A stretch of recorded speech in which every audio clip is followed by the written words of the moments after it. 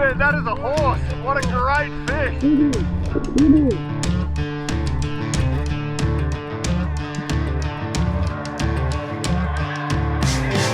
Would you drink that straight? Haven't drinking one of these.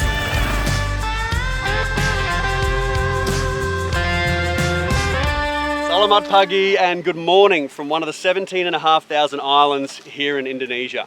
Out of respect for the locals and their way of life here, I'm not going to tell you exactly where we are, but what I can tell you is that I've linked up with a couple of my local mates, Joshua and Michael, to head out only 10 minutes from the land.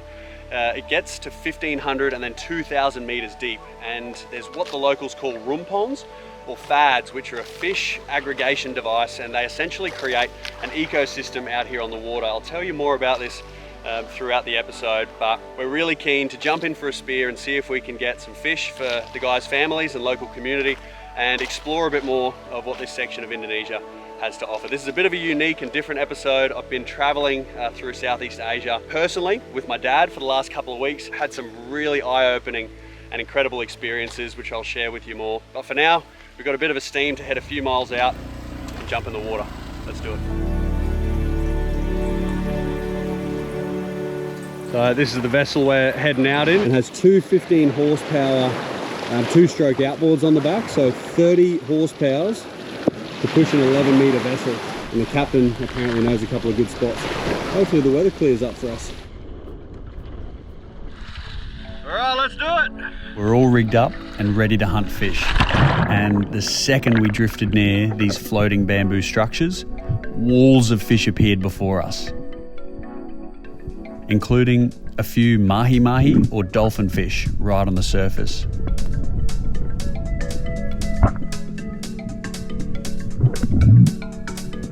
This commotion bringing in a few wahoo, which lucky enough to get a shot.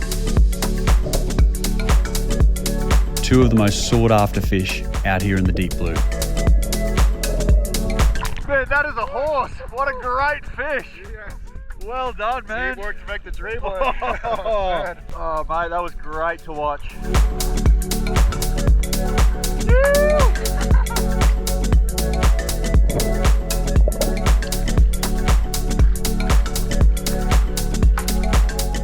What you call this one? Tumpek. Tumpek. Ya, tumpek. Tumpek, mahi-mahi. Mahi-mahi. Terima kasih, bang. Sama-sama.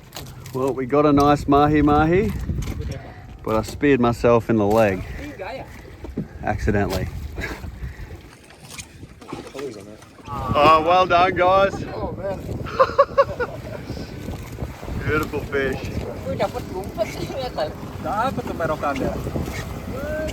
So it's chicken, sambal, noodles, peanuts, yellow rice. Tempe. No? Tempeh? Wow. This looks great. What would you call this? Nasi kuning, nasi bungkus? Nasi kuning. Nasi kuning.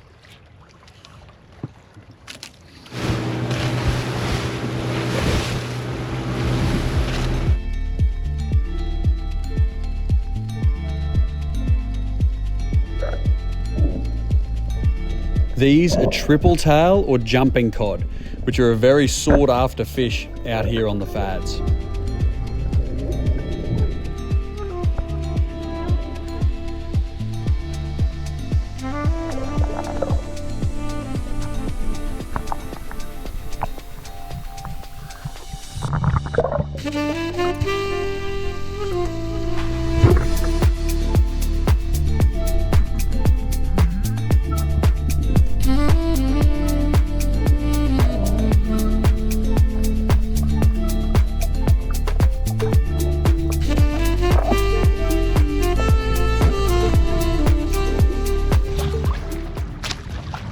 I'll just quickly show you this triple tail we got on this fad. Have a go at that. Probably only 2 or 3 kilos, but there's a triple tail. See at the back there, it looks like it's got 3 tails.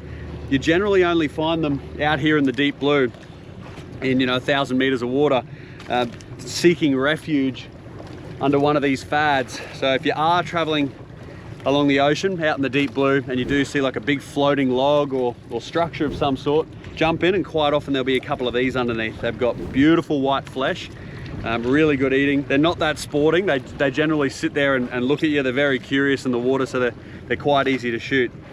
I'm really looking forward to eating one of them tonight. We're gonna jump in on a few more fads. Hopefully we get a shot at seeing some mahi-mahi or even wahoo. Anything's possible out here.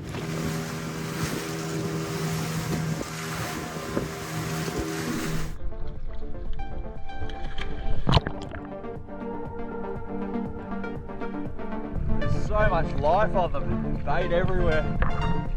Good to see.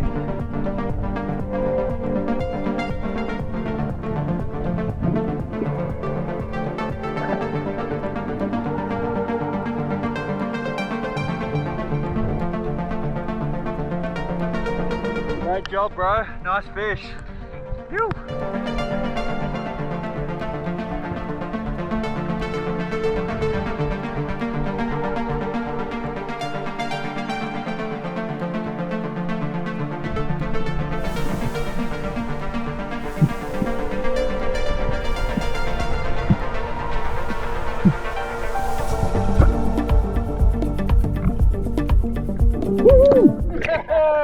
Not too bad. Oh, it is like a bit of each other.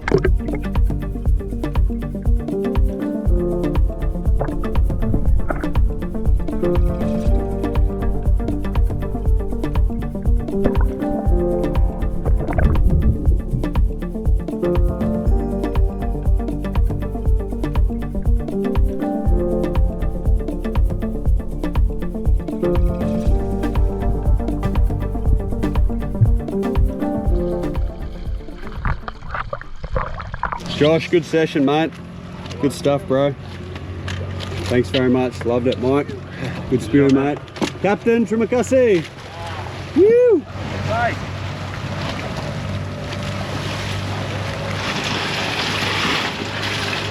Yeah, nice size, hey?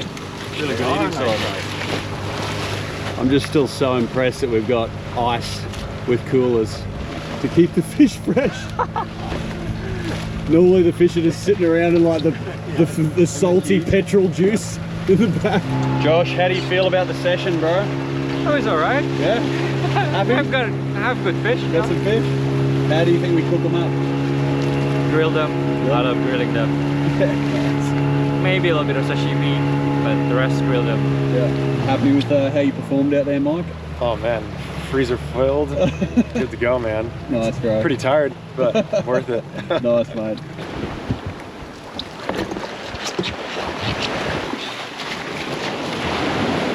We had such a great day, yeah? Yeah. See you again. Yeah. Bye. Great, bro. Very professional and very experienced. El Capitano. Time to fillet some fish. I wanted to remind you, as of 3-4 months ago, we do have a new Back to Basics Adventures website. On there, a lot of kit that Strick and I have been testing over the last few years. There's shirts, there's caps, there's boardies, there's rain jackets. We quite often have giveaways, promos, a lot of free stuff for you guys. It really does, when you make a purchase on there, help support these adventures. QR code is right there, or a link in the description of this video. Check it out, let us know what you think. And if there's anything you'd like to see us make that we've used, or you think that you'd get a lot of value out of, whether that's other filleting knives or lures, let us know in the comments. Never really know what to expect out of the deep blue waters of Indonesia, but we ended up with a couple of beautiful mahi-mahi. Got a wahoo and quite a lot of triple tail. So the captain took his tax, he had a big smile on his face, and the rest of the crew will get fed well tonight, and then for the next couple of weeks for them and their families. So feeling pretty good about it. We're going to cut these fish up now and get ready for a sunset cook-up. It's always a bit of an improv when you're filleting up your fish in a remote location. We've got a boat rudder here that's acting as the board, and a fallen over sort of tree that's eroded here on the edge of the bank. But these are actually one of the fastest growing fish. They're sexually reproductive at about that big and grow up to 1 inch a week. So they're one of the most sustainable fish to get, which you can sleep well knowing. Let me know in the comments how you would love to cook this, or if you'd not cook it at all. This is the easy fillet bench. Yeah. So for the fish tonight, we're doing a couple of the triple tail, and we've just gutted, gilled, scaled, and then we're cutting them pretty much in half so we can like fan them out and cook them on the grill. Just highlighting how absolutely nothing's gone to waste. That we've taken the fillets off a few of the fish, and not only the frames getting used, but even like the wings, like the top of the guts, and all that sort of offal from around the wing, all getting used. So you might be wondering how we're carrying all of the gear and fish back to the village. The fish, like everything else in Indonesia, goes on the back of a scooter. You all good, Tule? Bye! Bye-bye. Good man. One of the local farmers has just arrived on his bike and climbed up this arak palm tree, and there's bottles set up in the top, and it excretes a liquid that ferments and becomes a really strong alcohol called arak, and then the local villagers will contact him, come to his house to buy it, to drink and have a good time, and see those sort of 10-litre drums, maybe half full with the liquid. Hopefully you can admire and appreciate the climbing skills here. That is incredibly challenging. Would you drink that straight? You can we? Like, I don't know whether it's the petrol or the alcohol I can smell. That's the alcohol. Yeah, I think he runs his scooter off it. Put some hair on my chest. You want to try it? Yeah, Just yeah. want to check that it's safe. Oh yeah. Stuak. Before arak. A little sweet. Yeah. Yeah, it's like sweet fruit ferment. Yeah? It is fermented. Some vinegary taste. Yeah, it's kind of like an It's apple very cider mild, vinegar. yeah. Very mild. That's Yeah. really good. Yeah. Yeah, I do feel vibrant. Terima kasih banyak, yeah. You're very very strong, man. I'm so impressed. It's like a wine. That, then it becomes arak. Yeah. Then Like 100 proof. it Yeah. can be like 40% or anything, or you know. So that there might be like 8 to 10%, like a wine. Yeah. Tuak. Seeing how it's distilled, Yeah. it's like PVC piping. Everything is very homemade. It's very unique. Yeah, You nice. You could actually. Yeah. It's a little beach shack, beautiful views. 1 bedroom, boat, motorbikes, kids out the front, get your fish, out front reef. What a life. Simple seafood, that's all you need. A few hot coals raised above the ground and a little bit of a makeshift barbecue. Oh man, it is one of my favorite things ever, watching back footage after a good day on the water. Stoking up, they're getting hotter, it's looking good. Hello girl, right on the edge of the beach. Oh, you got a lot of flies on you. I wish I could help you. Hey, sorry barley cow, you're right girl, you're right. I'm your mate. Oh, a couple little baby ones. Hey little baby barley cow, how you doing? Geez, other than a lot of fly on them, they look in pretty good condition.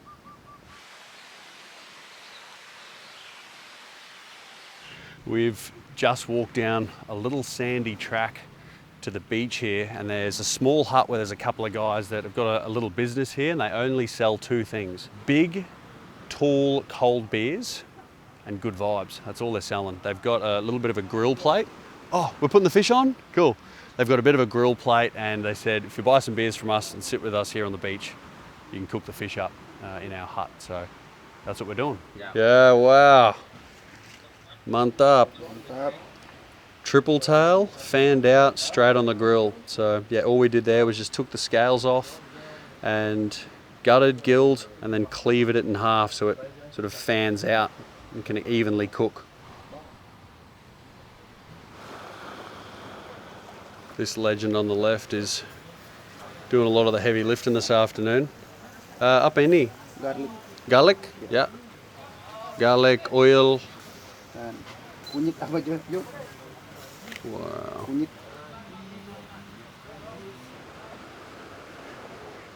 I'm telling you, that's all it is. It's a hut that sells big cold beers, tallies, fish grill, and good vibes. That's it. So this is local arak Alcohol palm tree. alcohol palm tree. Here we go.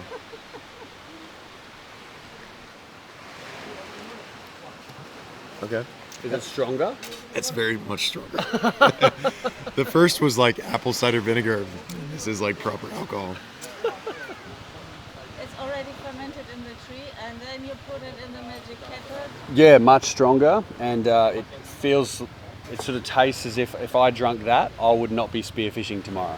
Well, this is the second one. We're doing 2 tonight. 2 out of the maybe 10 triple tail that we got. Hey, hello. Apa? Ikan? When older, be bagus mancing. Good fisherman. Yeah. Yeah. All right, saya makan, yeah? Yeah. Nice to meet you, Julian. Yeah. All right, fish grill time. Would you say that if it's not spicy, it's not Indonesian food? Would you go that far? No. Okay, good. All right, so what do we have? We got rice. That sounds great because I know you do amazing food.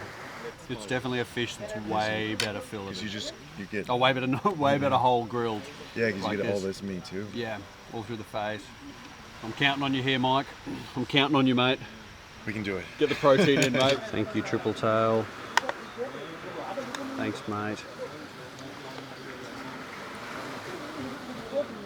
I'm so happy in this moment. This is delicious. Like kind of a snapper. Traveling to new places, solo or with the people who matter most, is one of life's great joys. You get thrown in the deep end. Tuk-tuks, dodgy dispensaries, bear sanctuaries, backcountry roads, cabarets, and chaotic markets that smell like 10 different kinds of spice and diesel. It shakes up the way you see the world and yourself. But doing it with your old man, doing it with Dad, that's something else. And something that I feel if you can do, you should do more of. You see a different side of each other. Sharing stories over local brews, laughing at the chaos, arguing over which backstreet noodle joint is better, walking the local markets. It's messy, it's real, and for me, it's been unforgettable. And I guess that's the point. Travel isn't often about the destination, it's about the company, the curiosity, and these unexpected detours.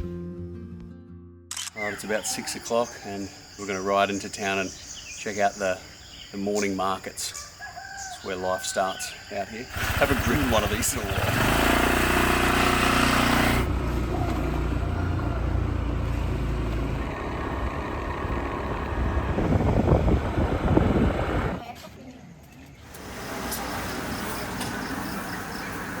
Will this be caught this morning or last night? Looks very fresh. It is a bustling trade this morning. Busy shop. It's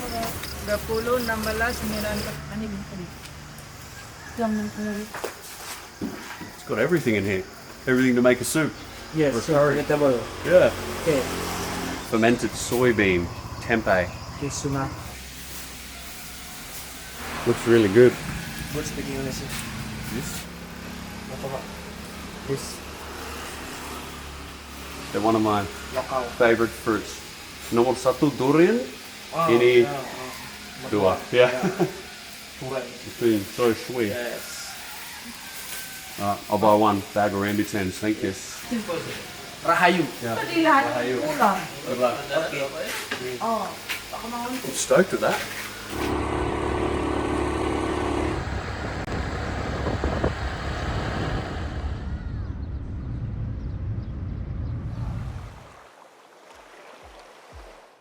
We're back out on the water, but this time with no spear guns. Joshua is not only a passionate underwater hunter, but a seriously skilled freediving instructor. And his underwater content is next level. So make sure you check out his Instagram and book in a session if you're keen for a freedive or a spear. We felt super lucky to be out here diving the clean, warm waters of Indonesia and getting real-time feedback on how to move more efficiently, dive safer, and stay down longer.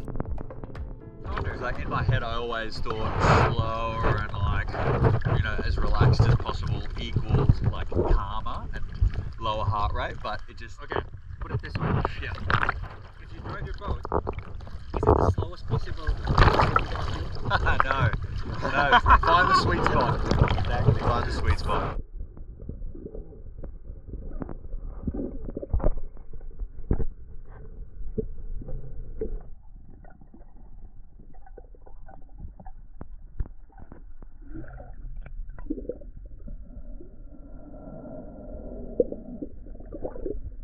I think we've been on the float here for maybe 30 or 40 minutes, and already there's quite a few different species of fish that are coming up and swimming around our face and our bodies.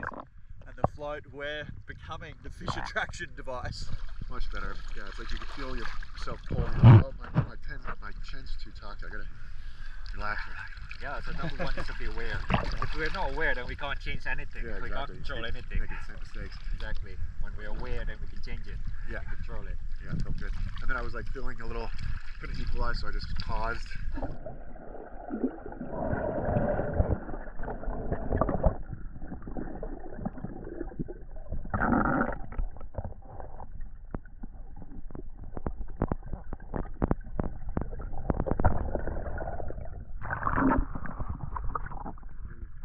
Your left hand behind my neck. Behind my neck. Your right hand, you can let go. Okay.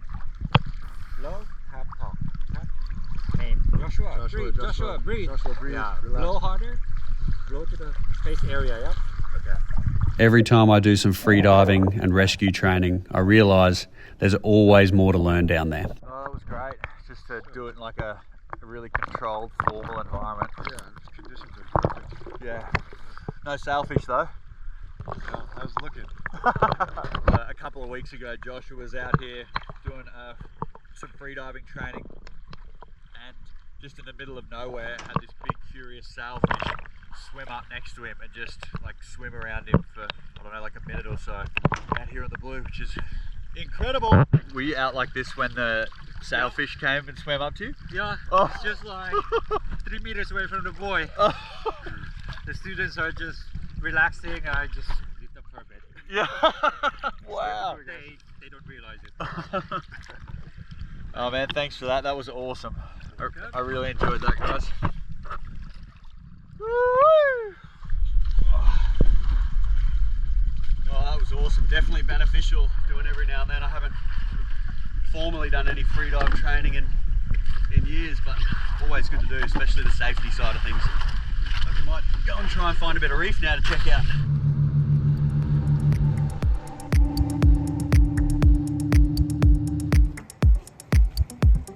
It was cool to check out a completely new spot, these epic man-made coral reefs. Steel frames sunk to the ocean floor, powered by solar panels. Local corals had been grafted onto them, and with the electric charge, they actually grow faster and stronger. Now, there's fish everywhere, there's turtles cruising through, there's a whole new reef ecosystem taking shape. Nature is truly bouncing back here, and there's all sorts of wildlife.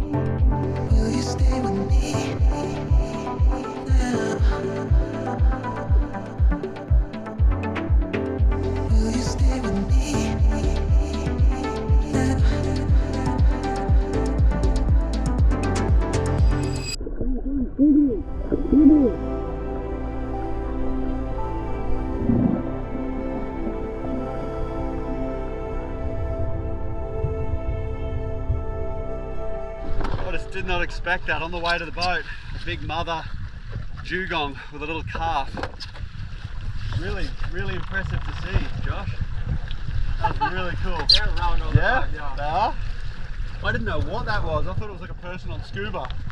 And then I was like, oh, it's like 5 times bigger than a human. Very cool. Pagasi, Captain. Bye-bye.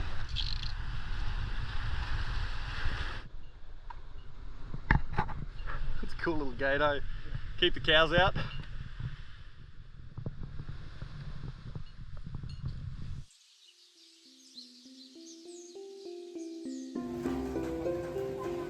Looking good, mate. It's my color.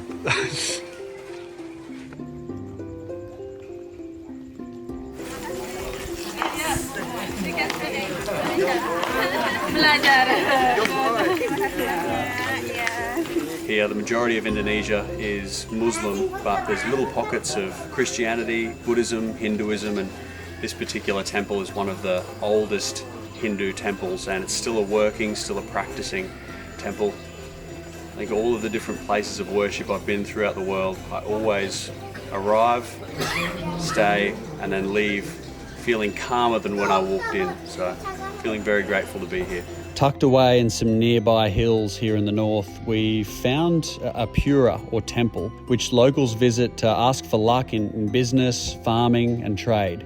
It's peaceful, it's quiet. You can really feel the good energy here. Offerings are everywhere, there's incense in the air, there's carvings that look like they've seen 1,000 years of prayer. They say the goddess here brings abundance. Standing here, it felt more like a reminder. Stay grounded, stay grateful, be present, and respect the land around you that feeds you. It's a pretty special spot. As much as I've tried to spend a large part of my life getting away from man-made structures and people and civilization, I have to say one of the most rewarding things to do is to go out and see cultures outside of yourself. You know, different country, different people, different way of living, different mindsets.